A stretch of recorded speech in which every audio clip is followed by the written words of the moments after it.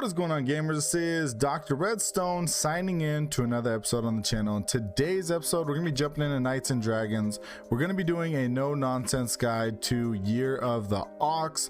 Now, this event started a little bit in the game, but we're going to be going over absolutely everything that you guys need to know. I want to give a huge shout out to my buddy DrLucasWho. Links down in the description. Make sure and check out his YouTube channel, as well as a huge shout out to the homie Clutch for supplying screenshots for today's episode. Without further ado, let's jump into the game. Alrighty, gamers, and jumping on into this one, like I said, we're going to be going over absolutely everything real quick. So we got the Year of the Ox, very similar to different events that we've done in the past. Obviously, we're going to go and grab a T1 armor and get that thing all the way tiered up. We got max tier 15. One thing I definitely want to point out before we get into the materials, take a look at this guy. All the way before T10 is going to be the regular version. T11 to T15 is going to be this golden armor, so definitely something to kind of keep in mind. Assuming you guys already went through the Reddit post here and read everything that Deca had to offer, we're going to go and jump on into it and talk a little bit about the different materials that they have. Now, they definitely have this little sheet here that definitely helps us out, letting you guys know exactly how many are available within the total event and absolutely all of the materials that you guys are going to need, or the total number of materials that you guys are going to need. We're going to go ahead and take a look at these. We have the Ox Charms. We're going to talk about that one a little bit later in the episode. And we have the Fortune Cookie, which you guys are going to need to know because the Astria Dragon drops this one. We're going to jump into that one. Traditional Flute. This one is another one for the rare spawn bosses, which is going to be this one you guys can see on the screen. We got the Snake, this guy.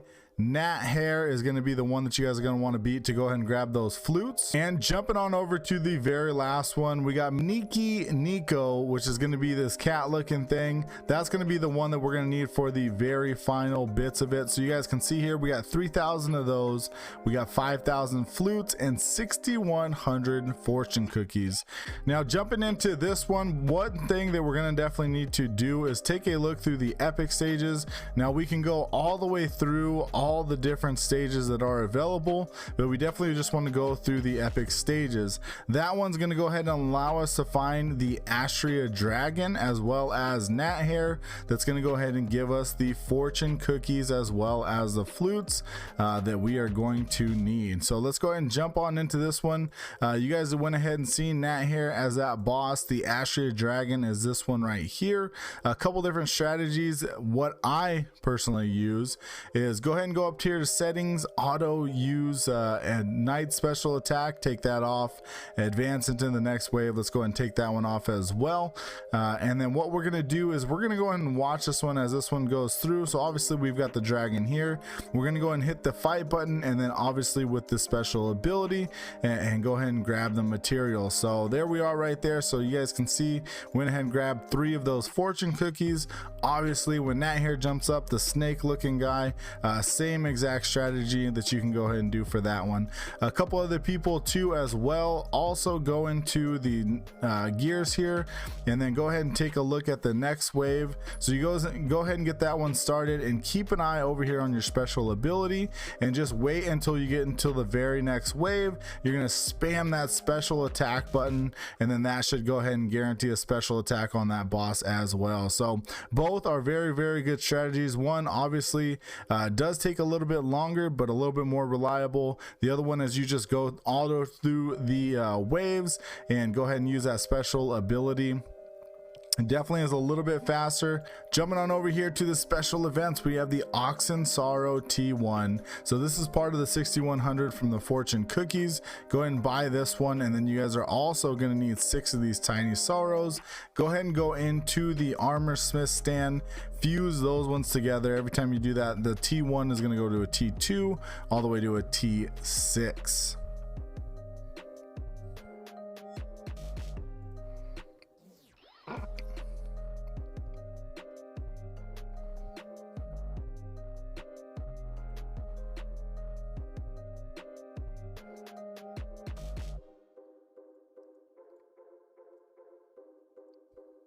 Next up, we have the Fair Sorrow. We're gonna need a couple of those. You're gonna need 5 in total, so we will need 5,000 of those flutes, which are honestly, for the rare spawn ability, is gonna be very, very hard to get. So go ahead and grab 5 of those, fuse those ones together, which should end you around T12.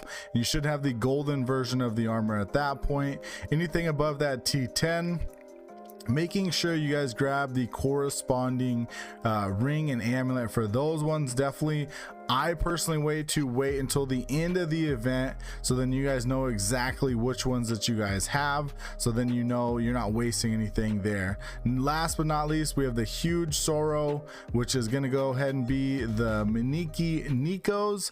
Yet again, you guys are going to need 3 of these guys right here, 3,000 of those to go ahead and get those ones all taken care of. Now keep in mind, if you guys are going to go ahead and grab T11 through T15, you guys will need the gold, so you guys are gonna need about 500 more of those ones, and then obviously with the ring and amulet on this one, make sure and keep in mind you guys will need 500 for that. So that should cover absolutely everything you need material wise for the armor. Let's go ahead and jump on over into the quest. Now jumping on over here into the quest, we have the Knights of Fire 1 through 5. This is going to be what they are, the Astria Dragons.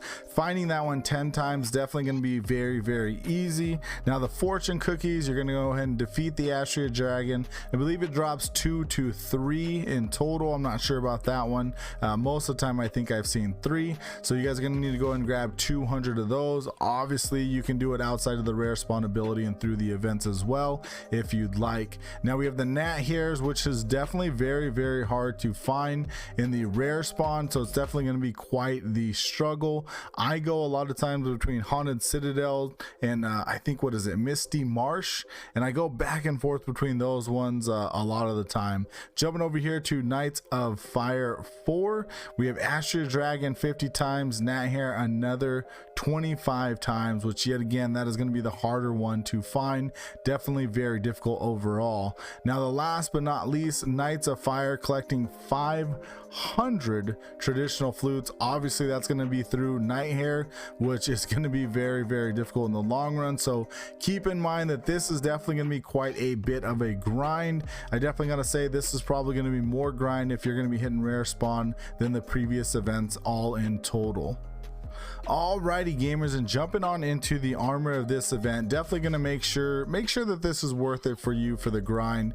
Like I said, typically I grind out as much as I can and I wait towards the end of the event and I add up all of my materials, see exactly where I'm at to see what I can spend on, because in the limited time shop you also have some different options of purchasing things. You can grab all these materials and spend it on the things that you want. It looks like there's a couple different of the cherries that are in there, silver coins and everything like that. So if you don't have enough to get the armor that you need, make sure and spend them over on those things that you can be useful for your account. Jumping on into this one here, so we've got the Oxen Sorrow T6 all the way through T10. Overall it's not going to be that bad. The attack on this thing is absolutely beast, so even a T10 armor on this one definitely might help your account, but you guys are going to know that one a little bit better than I do. Jumping on over here, we've got the T11 all the way through T15.